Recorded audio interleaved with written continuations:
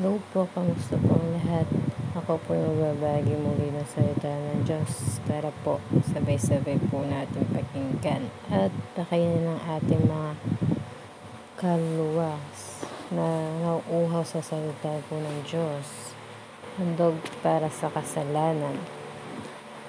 Noong po unang panahon, yung mga tao po ay naghahandog sa Panginoon para po sa kanilang mga kasalanan. Ito po yung ginagamit nilang pangtubos upang sila po yung mapatawad sa mga nagawa nila. Then, hanggang dumating po point na inihandog po ng Panginoon yung kanyang bugtong na anak dito po sa tinubos po tayo sa Roma 3:25. Siyang inalay ng Diyos bilang handog upang sa pamamagitan ng kanyang dugo ay mapatawad ang kasalanan ng lahat ng sumasampalataya sa Kanya. Ginawa ito ng Diyos upang patunayang siya'y matuwid. Noong unang panahon, nagtimpi siya at ipinagpaumanhin ang mga kasalanang nagawa ng mga tao. Paglaya sa pagkalipin. Efeso 1:7. Sa pamamagitan ni Jesus ay taglay natin ang paglaya sa pamamagitan ng pagtubos dahil sa dugo ng isang yun. Oo, ang kapatawaran ng ating mga pagkakamali. Yun po, sa Panginoong Jesus ay bugtong po anak ng Diyos na kanya pong inihandog o isinugo upang tubusin po tayo sa pagkaalipin ng dyablo at upang tubusin po tayo sa ating pagkakasala, upang tayo po maligtas sa maaari pong mangyari kapag inanog na po ng Panginoon ang kanyang puok.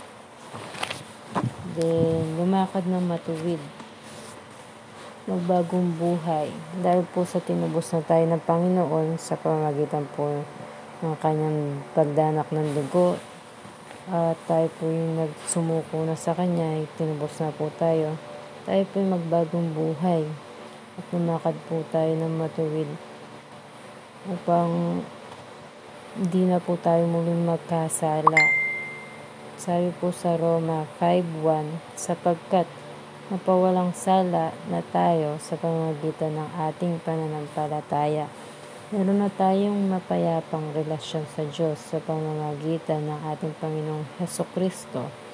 Roma 5:10. Hindi lang yan.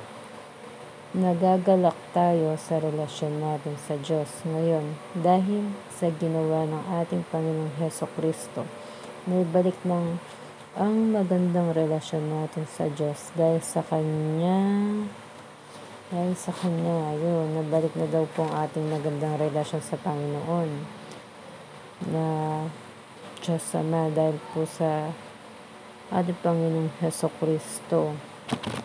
Kasi nung unang panahon po, dahil sa ating mga kanununuan ay lagi po silang nagkakasala at masuway po sila sa Panginoon. Lagi po nilang inuusig ang kakayahan ng Panginoon. At nasira po ang ating relasyon sa Kanya at muli po naibalik. Yung tinanggap po natin ng Panginoon. Then, pagpapakabanal sa Hebreo 12:14.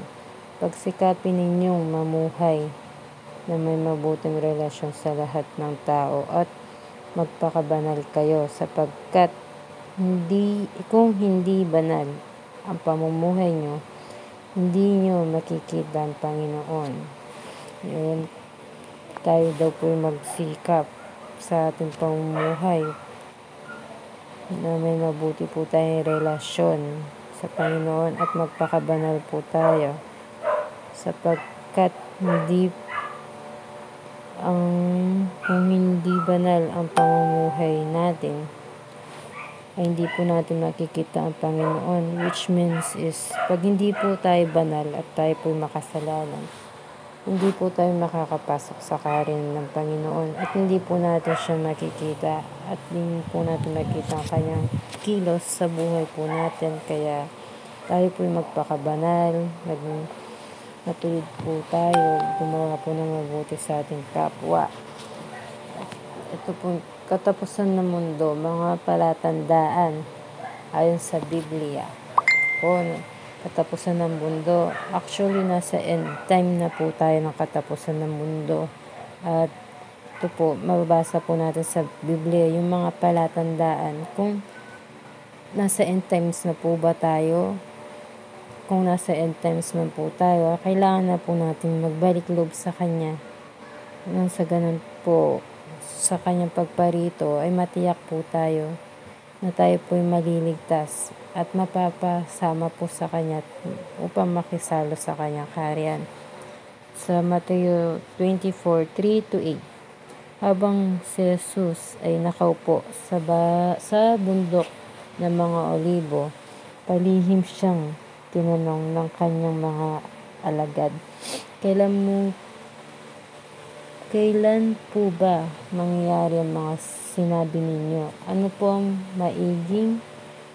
magiging palatandaan ng iyong muling pagparito at ng katapusan ng mundo? Kailan nga po ba? Sa atin po, wala pong nakakaalam ng mga tao kung kailan pong kanyang pagparito. Ngunit meron po siya mga palatandaan na inihayag po nung una pa sa Biblia upang ito po siya maging silbing daan po natin at maging gabay. Ito po, sumagot si Jesus, mag-ingat kayo upang hindi kayo malinlang ay maligaw nino man. Maraming paparito sa pangalan ko at magpapanggap na silang Kristo at marami silang maililigaw. Makakarinig kayo ng mga labanan at makakabalita ng mga digmaan sa iba't ibang dako. Ngunit huwag kayong mababahala dahil talagang mangyayari ang mga iyon, bagamat hindi pa iyon ang katapusan ng mundo. Yun po, ano po daw maririnig natin? Makakabalita po tayo ng mga digmaan sa iba't ibang dako. At nagpabala na po ang Panginoon na mag-ingat po tayo upang di po tayo mailigaw nino man. Dahil sa bago po kanyang pagdating ay marami pong maglilinlang upang iligaw po mga tao sa kanilang pananampalataya.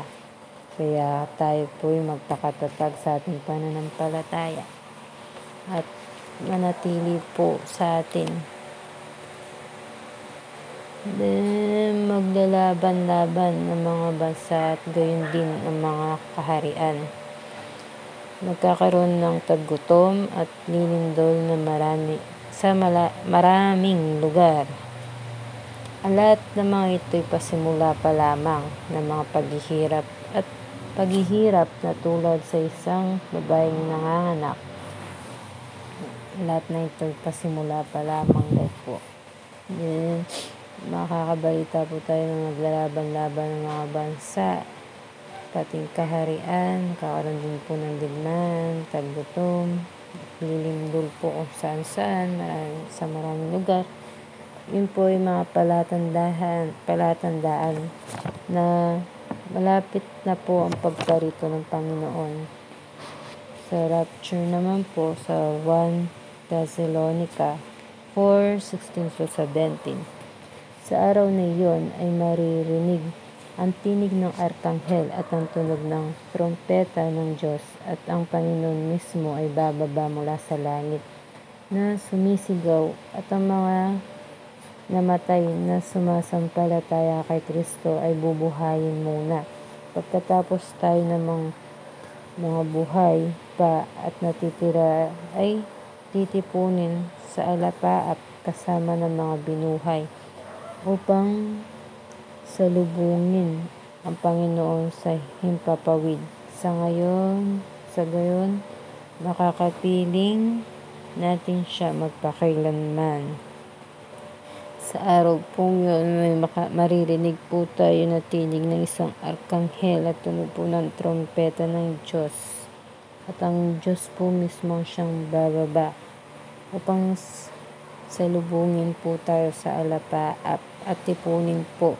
Parang po yung mangingisda pag naghagis po ng lambat sa tubig or sa dagat para po maghuli ng isda. O pag nakahuli na po, pag puno na po yung lalagyan na yung lambat na yun, iaangat niya. Then pag angat niya, ano po bang gagawin? Di po ba pipiliin niya po yung mga mabuti at saka mga hindi. Tapos sa mga mabuti mananatili at yung mga hindi po maganda itatapon. Ganun din po sa araw na pagdating ng Panginoon sa rapture.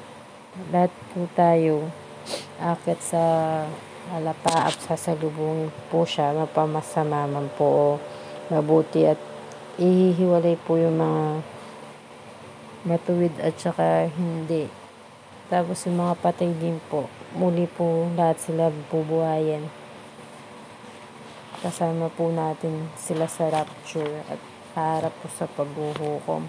Sa Mateo 13:49, gayon din ang mangyari sa katapusan ng daigdig. Darating ang mga anghel, ihiwalay ang masasama sa mga matuwid.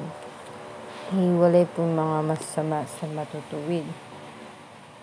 Ang tanging matutuwid po ang siyang isasama at yung mga masasama po ay ibabalik sa lupa.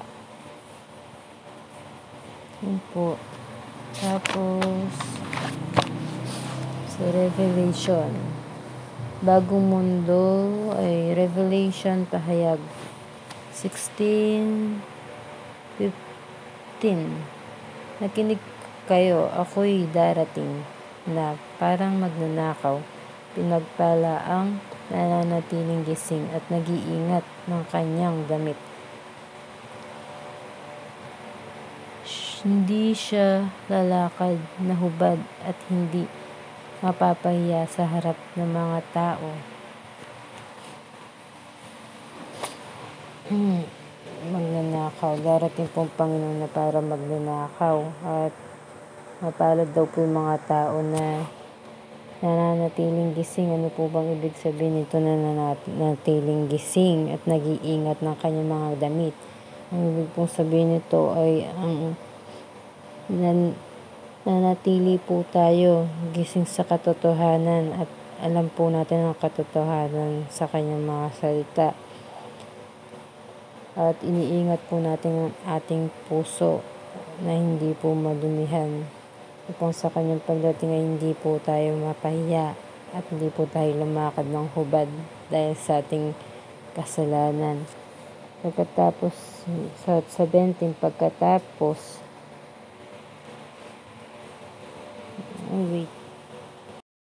nito ay binuhos ng ikapitong anghel ang laman ng hawak niyang mangkok sa himpapawid at may nagsalita ng malakas mula sa tronong nasa templo.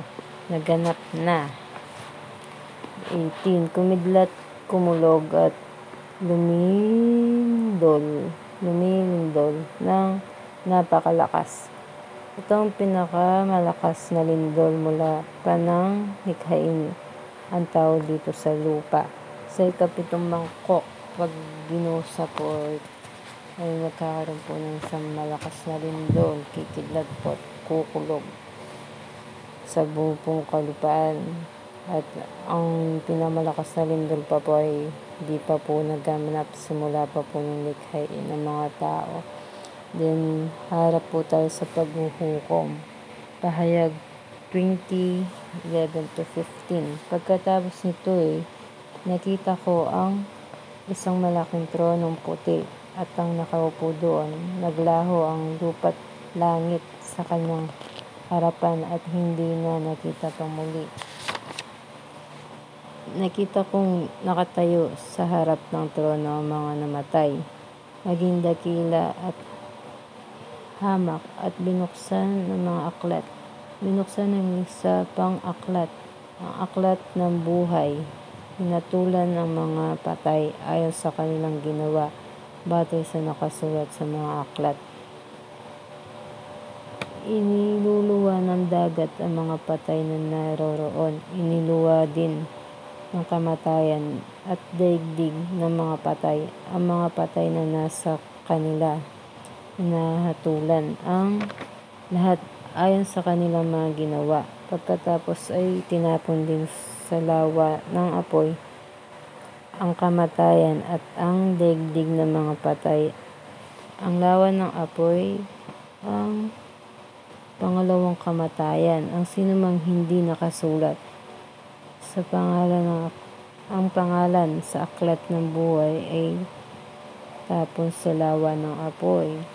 Pagdating po sa paghuhukom, sa pagharap po natin, yung mga matuwid po ay nakalista po ang ating mga pangalan doon sa kalangitan, sa pagharap po natin sa paghuhukom. Lahat po ng ating mga ginawa nakatala po doon. Then, kung pangalan po natin ay wala doon, natapon po tayo sa lawang apoy. Bagong pag-asa, panibagong mundo at panibagong buhay. Pahayag 21:1-8. Pagkatapos nito, nakita ko isang bagong langit at isang bagong lupa. Wala nang dating langit at lupa, wala na rin ang dagat. At nakita ko ang banal na lungsod, ang bagong Jerusalem na bumababa mula sa langit, buhat sa Diyos, gaya ng isang babaeng ikakasal. Siya'y nakabihis at nakahanda sa pagsalubong sa kanyang mapapangasawa. Narinig ko ang isang malakas na tinig mula sa trono. Tignan ninyo, ang tahanan ng Diyos ay nasa piling ng mga tao. Maninirahan siyang kasama nila at sila'y magiging bayan nila, na magiging bayan niya. Diyos mismo ang makakapiling nila at siya ang magiging Diyos nila. At papahirin niya ang bawat luha sa kanilang mga mata. Wala nang kamatayan, dalamhati, pagtangis at paghihirap sapagkat lumipas na dating mga bagay. Pagkatapos ay sinabi ng nakaupo sa trono, pagmasdan ninyo, ginagawa kong bago ang lahat ng bagay. At sinabi niya sa akin, isulat mo sapagkat maaasahan at totoo ang mga salitang ito. Sinabi rin niya sa akin, naganap na, ako ang Alpha at ang Omega, ang simula at ang wakas. Ang sinumang nauuhaw ay bibigyan ko ng tubig na walang bayad, mula sa bukal na nagbibigay buhay. Ito ang makakamtan ng magtatagumpay. Ako'y magiging Diyos niya at siya'y na may magiging anak ko. Subalit, para naman sa mga duwag,